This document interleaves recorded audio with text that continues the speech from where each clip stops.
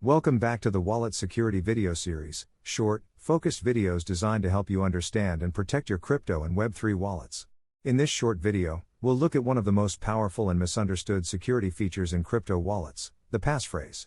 A passphrase adds an extra layer of protection to your seed phrase, often referred to as the 25th word. When combined with your seed phrase, it generates an entirely new hidden wallet. That means even if someone gets hold of your seed phrase, they still can't access your funds without knowing the correct passphrase. It's an advanced tool for users who want an extra layer of privacy, control, and security. Let's look at how the passphrase works in practice. First, your seed phrase is the foundation.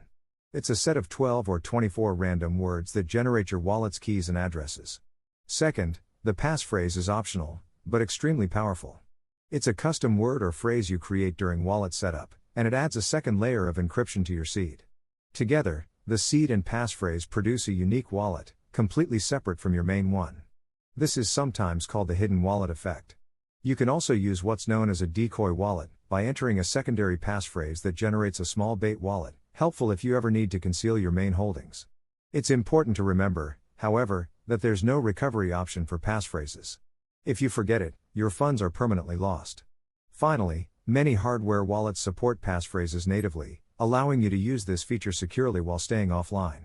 If you're finding this video helpful, please like and subscribe to our channel. Your support helps us continue creating free educational resources to make crypto safer for everyone. Thanks. Now let's cover the best practices for setting up and managing your passphrase safely. First, understand the purpose. A passphrase isn't a replacement for your seed phrase, it's an additional layer on top of it. Use it only if you're comfortable managing both. Second, create it securely. Set it up offline through official wallet software or your hardware device. Never type your passphrase into an untrusted or internet-connected computer. Third, keep it complex. Avoid simple words, birthdays, or predictable combinations. Use a unique, memorable phrase with symbols or mixed capitalization. Fourth, record it offline. Write your passphrase on paper or engrave it on metal, and store it separately from your seed phrase. Never save it in a phone note, cloud storage, or email.